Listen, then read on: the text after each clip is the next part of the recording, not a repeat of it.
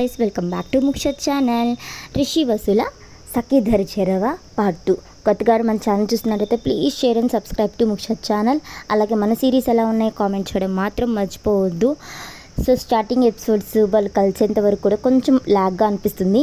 So sorry for that. So story run అవ్వాలంటే కొంచెం lag తప్పదు. అలాగే వాళ్ళిద్దరి మధ్య ప్రేమ చూపించడానికి నా వంతు నేను ట్రై చేస్తాను. ఇంకా ఆలస్యం లేకుండా స్టోరీలోకి అయితే వెళ్ళిపోదాం. అన్నిటికీ కోపం ఒక్కటే మార్గమా అని గట్టిగా అరుస్తారు. అందరూ ఆ సైడ్ తిరుగుతారు, మన బాబుగారు తప్పక. ఇంకా సుజాత గారి దగ్గరికి వచ్చి చిన్నగా ఈరోజు ఎలా మాట్లాడలో నీ కొడుకు నేను చూస్తాను అని చెప్పి ఐవింగ్ చేస్తారనమాట. ఆవిడ గారు అబ్బో అని అనుకుంటూ ఉంటారు. ఇంకా మన బాబుగారి పేరు చక్రధర్ గారు ఆ చూపుకి కొంచెం జంకుతూనే దేవుడికి తెలియదా ఎప్పుడు ఏం చేర్పించాలో ఆయనే చూసుకుంటాడు, ఆ దేవుడి మీద కోపం పెంచుకుంటే ఎలా అని అంటారు. సుజాత గారు వాళ్ళ ఆయన కొంచెం తగ్గడంతో ముసిముసిగా నవ్వుకుంటూ ఉంటారు. మన హీరో బాబు గారు నిజమే, ఎప్పుడు మనుషుల్ని ఎలా విడగొట్టాలో కూడా బాగా తెలుసు మీ దేవుడికి అని కోపంగా పిడికిలు బిగించి బయటికి నడుస్తూ ఉంటాడు. ఇంకా చక్రధర్ గారు కొంచెం ఏం తెచ్చుకొని ఇంకా ఎన్ని రోజులు రా నా మీద కోపంతో నాతో మాట్లాడకుండా ఇంకా ఎన్నాళ్ళు దూరం పెడతావు నన్ను అని కోపంతో గట్టిగా అలుస్తారు. నా అమ్ము నా అత్త నా దగ్గరికి వచ్చేంత వరకు అని అంటాడు గట్టిగా. చక్రధర్ గారు కూడా అంతే గట్టిగా మనల్ని కాదనుకొని వదిలి వెళ్ళిపోయిన వాళ్ళని మన జీవితంలోకి మళ్ళీ వస్తారనుకోవడం అవివేకం చిన్నోడా అని అంటాడు గట్టిగా. అలా వాళ్ళు వెళ్ళిపోవడానికి కారణం మీరు కాదా అని చెప్పి అంతే గట్టిగా అరుస్తాడు. వాళ్ళందరి సైడ్ వేలు పెట్టి చూపిస్తూ ఇంకా అక్కడి నుంచి వాళ్ళని కోపంగా చూసి వెళ్ళిపోతాడనమాట. ఇంకా మొత్తం పిన్ డ్రాప్ సైలెన్స్ అయిపోతుంది. కొంతమంది బాధతో ఎప్పుడు కలుస్తారో ఈ తండ్రి కొడుకులు అని అనుకుంటే, ఇంకొంతమంది కనిపెట్టిన చిచ్చు ఇంకా వాళ్ళిద్దరి మధ్య దూరం తగ్గలేదని చెప్పి పైశాచిక ఆనందం పొందుతూ ఉంటారనమాట. ఇంకా ఎవరి రూమ్స్కి వాళ్ళు వెళ్ళిపోతారు. చక్రధర్ గారు రూమ్లో గుండెలకి ఒక ఫోటో ఫ్రేమ్ పెట్టుకొని ఏడుస్తూ ఉంటారు. ఇంకెంతలో సుజాత గారు ఏమండి అని చెప్పి వాళ్ళ ఆయన భుజం మీద చేయి వేస్తారు. ఇంకా వాళ్ళ ఆవిడ చేతి స్పర్శకి ఆ ఫోటో ఫ్రేమ్ని దూరంగా జరిపి తన చెల్లెల్ని అలాగే తన మేనకోడల ఫోటోని చేతులతో తడిమి ఇంకెప్పుడు ఈ అన్నయ్యని క్షమిస్తారు అని అనుకుంటూ బాధపడుతూ ఉంటారనమాట. చెమ్మగిలిని కళ్ళుని తుడుచుకుంటూ. సుజాత గారు ఏంటండి ఇది, చిన్నోడి గురించి మీకు తెలిసిందే కదా అని అంటారు. ఇంకా చక్రధర్ గారు సుజాత గారి ఒళ్ళో పడుకుంటారు. సుజాత గారు వాళ్ళ ఆయన జుట్టు సవరిస్తూ వాడు అన్నాడని మీరు బాధపడుతున్నారా అని అంటారు. నా కొడుకు నన్ను కాకపోతే ఇంకెవరిని అంటాడు సుజ్జి, నా వల్లే కదా ఇదంతా. ఆ రోజు తను వెళ్ళిపోతుంటే నాన్నకి ఎదురు మాట్లాడుంటే ఈరోజు ఇంత దూరం మా మధ్య వచ్చేదే కాదు అని ఆయన కూడా బాధపడుతూ ఉంటారు. ఇప్పుడు చిన్నోడు మిమ్మల్ని కోపంగా అని మాట్లాడానని చెప్పి బాధ లేదా మీకు? నాకెందుకు బాధ? ఇన్నేళ్ళ తర్వాత నా కొడుకు నాతో మాట్లాడానని చెప్పి నేను ఆనందపడుతుంటే అని అంటారు. సుజాత గారు సరిపోయింది, కొడుకుకు తక్క నాన్న అని జుట్టు కొంచెం గట్టిగా పీకుతారు. సుజ్జి అని అంటారు రాగాలు పోతూ. సుజ్జినే, వాడి కోపం చూసారా, ఎప్పుడన్నా ప్రళయకార రుద్రులా ఉంటాడు. ఎవడి కొడుకు మరి? నా కొడుకు, ఈ చక్రధర్ నాయుడు కొడుకు అని అంటారు కాలు రెగరేసి మీసం మెలేస్తూ. ఎందుకు మీ చిన్న కొడుకు మీద అడిచారో అని అంటారు. సుజాత గారు అప్పుడన్నా నా చెల్లి నా మేనకోడల్ని త్వరగా ఇంటికి తీసుకొని వచ్చేస్తాడు అని అరిచాను సుజ్జి అని చెప్పి బుగ్గలాగుతారు. సుజాత గారు చాలండి మీ వేషాలు అని అంటుంది. హలో లవ్ బర్డ్స్ అని ఒక వాయిస్ వినిపిస్తుంది అనమాట. ఇద్దరు గుమ్మం వైపు చూస్తారు. బాబా what a love, what a ఇష్క్, వాట్ ఏ కాదల్, వాట్ ఏ ప్యార్ అని అంటారు. చక్రధర్ గారు రే క్యా సీన్ హై, నేనేదో గొడవ జరిగిందని నువ్వు బాధపడతావేమో అని చెప్పి ఆఫీస్ కూడా ఎగ్గొట్టి మా బావ దగ్గర పర్మిషన్ తీసుకొని మరి వస్తే ఇక్కడ సీన్ మరోలా ఉంది, డిస్టర్బ్ చేశానా అని అంటాడు. చక్రధర్ గారు రే ఎక్కువైంది అని అంటూ ఉంటే సుజాత గారు సిగ్గుపడుతూ ఉంటారు.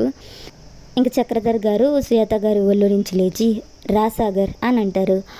మామా ఇంత రొమాంటిక్ సెన్స్ ఉందని నాకు ఇప్పటివరకు తెలియదు తెలుసా. సుజ్జి అత్త, నువ్వు సిగ్గుపడుతూ ఉంటే ఎంత క్యూట్గా ఉన్నావో, ఏ బ్లషింగ్ రే అని చెప్పి సుజాత గారి బుగ్గ మీద క్యూట్ క్యూట్ అత్త అని చెప్పి కిస్ చేసేస్తారు. చక్రధర్ గారు, రే అది నా పెళ్ళారా అయితే, అయినా అత్త ఇంత క్యూట్గా ఉన్న ఈ అమ్మాయిని ఈ ముసలోడికిచ్చి ఎలా పెళ్లి చేశారత్త అని అంటాడు. చక్రధర్ గారు ఉడికిపోద్దు, ఏంట్రా నేను ముసలోడినా, ఇప్పుడు కూడా మీతో సమానంగా జిమ్ చేయగలుగుతాను, నా స్టామినా మీ అత్తను అడుగు అని అంటారు ఫ్లోలో. సుజాత గారు ఇంకా తన వల్ల కాక సిగ్గుపడుతూ ఇంకా వెళ్ళిపోతారనమాట. సాగర్, అత్త కాఫీ పంపించు అని వాళ్ళ మామ షోల్డర్ మీద పడుకొని, ఏమైంది మామ అని అంటారు. చక్రధర్ గారు సాగర్ హెయిర్ సెట్ చేస్తూ, కొంచెం జాగ్రత్త నాన్న అని అంటారు. ఎవరు, నేనా నా భావనా అని అంటాడు. చక్రధర్ గారు, నా కొడుకు అని ఒత్తి పలుకుతారు. సాగర్, నాకు చెప్పాలా అని అంటాడు. చక్రధర్ గారు, వాడి కోపం ఎక్కువరా, నా భయం వాడి గురించి కాదు, వాడితో పెట్టుకున్న వాళ్ళ గురించి, కొంచెం జాగ్రత్త కనిపెట్టుకోరా అని అంటారు. ఏంటి మామ కొత్తగా మాట్లాడుతున్నారు, తీసి ఆ ఫైర్ యాక్సిడెంట్ గురించి తెలిసిందా ఏంటి, లేదే అంత కరెక్ట్గానే మేనేజ్ చేశాను నేను అని అనుకుంటూ ఆలోచిస్తూ ఉంటారు. ఇంతలో చక్రధర్ గారు సాగర్ అని పిలుస్తారు.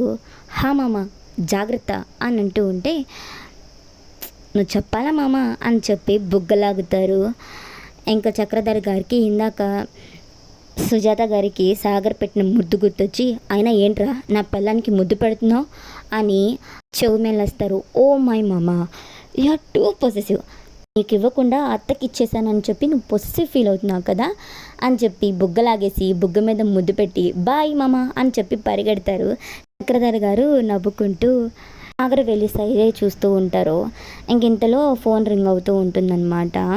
హలో అని అంటూ ఉంటే, హలో డాడ్ ఎలా ఉన్నారు అని పిలుస్తూ ఉంటారు. గుడ్ నాన్న, నువ్వు ఎలా ఉన్నావు వీరు? All good dad.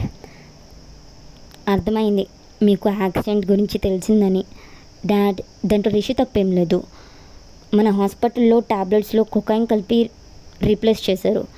ఆ ట్యాబ్లెట్స్ ఇంకా మన హాస్పిటల్కి రాలేదు కాబట్టి సరిపోయింది, లేకపోతే చాలా పెద్ద ఇష్యూ అయ్యేది డాడ్. చక్రధర్ గారు, ఇట్స్ ఓకే నాన్న, కానీ జాగ్రత్త. ఓకే డాడ్ బాయ్ అని చెప్పి కట్ చేసేస్తారు. షార్ప్ 11 o'clockకి జర్మనీలో ఒక పెద్ద బిల్డింగ్ మీద మన హీరో బాబు గారు చాపర్ అయితే ల్యాండ్ అవుతుందన్నమాట. ఇంకా దాన్ని దిగి ఫ్లోర్లో కిందకు వచ్చి ఇంకా 4 బెంచ్ కార్లు అయితే తన కోసం వెయిట్ చేస్తూ ఉంటాయి. స్టైల్గా వెళ్ళి దాంట్లో కూర్చుంటాడు. అక్కడి నుంచి ఆ కార్లన్నీ ఫాస్ట్గా మూవ్ అవుతూ ఉంటాయి. ఇంకో పక్క 28 floors బిల్డింగ్ ముందు తన కోసం all over India wise business mans అందరూ వెయిట్ చేస్తూ ఉంటారనమాట వెయిటింగ్ హాల్లో. ఇంతలో ఒక వ్యక్తి, మనం వచ్చి అరగంట అవుతుందన్నా, అయినా వాడెవడ కోసం నువ్వు వెయిట్ చేయడం ఏంటన్నా, ముంబైలో మనల్ని చూస్తే గడగడ వణికిపోతారు, బన్వర్ సింగ్ అంటే ఒక్కొక్కరు షేక్ అయిపోతారు, అలాంటిది నువ్వు వాడి అపాయింట్మెంట్ కోసం ఇలా ఇంతసేపు నుంచి వెయిట్ చేయడం నాకు నచ్చట్లేదన్నా అని అంటాడు. ఇంకా పక్కనే ఉన్న బన్వర్ సింగ్, రే పాండు, ఇక్కడ పెద్ద పెద్ద బిజినెస్ని అలాగే మాఫియాల్ని గడగడలాడించే వాళ్ళే వాడి అపాయింట్మెంట్ కోసం ఎదురు చూస్తూ కూర్చున్నారా, అంత పవర్ఫుల్లా అన్నవాడు అని అంటూ ఉంటే, బన్వర్, అడవిల్లో కొన్ని వేరే జంతువులు ఉంటాయి, కానీ వాటినన్నిటినీ పాలించేది ఒక్క సింహం మాత్రమే, అలాంటి వాడే ఈ రిషేందర్ నాయుడు, మన బిజినెస్ ప్రపంచాన్ని సింగిల్ హ్యాండ్ రూల్ చేస్తున్నాడు అంటాడు బన్వర్. వాడి గురించి నీకంతా తెలుసా అన్నా అని అంటూ ఉంటే, వాడి గురించి నాకు పూర్తిగా తెలియదురా, కానీ వాడిని కాదని మనం ఏదీ చేయలేం, వాడికి ఎదురు తిరిగిన వాడికి ఈ భూమి మీద అదే ఆఖరి రోజు అని మాత్రం తెలుసు.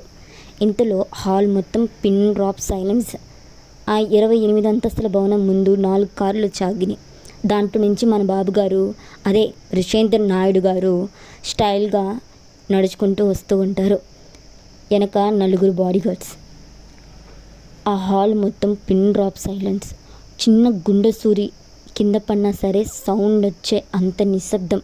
ఆ ఫ్లోర్లో మన బాబుగారి షూ సౌండ్ తప్ప ఏదీ వినిపించట్లేదు. మన బాబుగారి రాకతో వెయిటింగ్ హాల్లో ఉన్న వాళ్ళందరూ లేచి నించొని సలాం కొడుతూ ఉంటే ఒక్కడి మాత్రం అహంకారంతో కూర్చొని కాలు మీద కాలు వేసుకొని ఈవిల్ స్మైల్తో కూర్చొని ఉన్నాడు. మన రిషిబాబు గారు దగ్గరికి వచ్చే కొద్దీ అతని గుండె వేగం అతనికే డిటిఎస్ రేంజ్లో వినిపిస్తూ ఉన్నా, నుదుటిన చెమట పడుతూ ఉన్నా ఇంకా తన కాళ్ళని మెల్లగా కిందకి దించాడు. ఇంక మన రిషిబాబు గారు కనుసైగా దాటిపోలేదు తను కాళ్ళు దించడం. ఆ కాళ్ళు దించింది ఎవరో కాదండి, విక్టర్. రిషి పెదవుల మీద ఒక ఈవిల్ స్మైల్. ఆ స్మైల్ని చూసి కూర్చున్న వాడల్లా అమాంతం లేచి నించున్నారు. అందరినీ గమనించుకుంటూ ఇంకా తన క్యాబిన్కి అయితే వెళ్ళిపోయారు మన రిషేంద్ర నాయుడు గారు. తనకే తెలియకుండా లేచిన విక్టర్ని అందరూ వెర్రి చూపులు చూస్తూ ఉంటారు. అప్పటిదాకా అందరినీ లేవద్దు అని చెప్పిన మనిషి వాళ్ళందరికన్నా తనే ముందు లేవడంతో వాళ్ళ మనుషులు కొంచెం కన్ఫ్యూజ్ అయ్యారనమాట. తన పిఏ సార్ అని చెప్పి కుదిపేసరికి వాళ్ళందరి ముందు కొంచెం దర్పంతో కోట్ సరి చేసుకుంటూ మళ్ళీ అదే చైర్లో కూర్చుండిపోయారు. కొంతసేపు తర్వాత అందరూ మీటింగ్ హాల్లో ప్రత్యక్షమయ్యారు. ఇంతలో మైక్లో మన బాబుగారి వాయిస్, సాగర్ 5 minutesలో వాళ్ళ ప్రజెంటేషన్ అనేది వే ఆఫ్ ఎక్స్ప్లెనేషన్ని గమనించు, అప్పుడే నా ఈ ప్రాజెక్ట్ వాళ్ళకు వస్తుందని చెప్పు అని చెప్పి మైక్ ఆఫ్ చేసేస్తాడనమాట. అందరూ డిస్కస్ చేసుకుంటూ ఉంటారు. ఎందుకంటే అది 1000 కోట్ల ప్రాజెక్ట్, అది కూడా నాయుడు గ్రూప్ ఆఫ్ ఇండస్ట్రీస్ నుంచి ప్రాజెక్ట్ అంటే లైఫ్ సెటిల్మెంట్. మన బాబుగారి నీడలో ఉండొచ్చని ఒక ఆశ అనుకోండి. అందరూ వాళ్ళ ప్రజెంటేషన్ చూపించి రిషిని ఎలా ఫ్లాట్ చేయాలి అని చెప్పి ఆలోచిస్తూ ఉంటారు. ఒక్కొక్కరుగా ప్రజెంటేషన్ ఇస్తూ ఉంటారు. రిషికి ఎంతకీ వాళ్ళ ప్రజెంటేషన్స్ నచ్చవు. ఇంకా క్యాబిన్లో తన ల్యాప్టాప్ని క్లోజ్ చేసేసి వెనక్కి వాలి ఇంకా తన చిన్నప్పుడు అమ్మ జ్ఞాపకాన్ని మళ్ళీ గుర్తు చేసుకుంటూ ఉంటారు. ఇంతలో ఒక అమ్మాయి పర్మిషన్ కూడా లేకుండా హలో రిషి బావా అని చెప్పి లోపలికి వస్తుంది. సో ఈ పిలుపు ఇక్కడితో స్టాప్ అవుతుందో లేదో నెక్స్ట్ ఎపిసోడ్లో చూద్దాము. సో కొత్తగా మన ఛానల్ చూస్తున్నట్టయితే please share and subscribe to Mukshat channel. అలాగే మన సిరీస్ ఎలా ఉన్నాయి కామెంట్ చేయడం మాత్రం మర్చిపోవద్దు. And please do subscribe to Mukshat channel.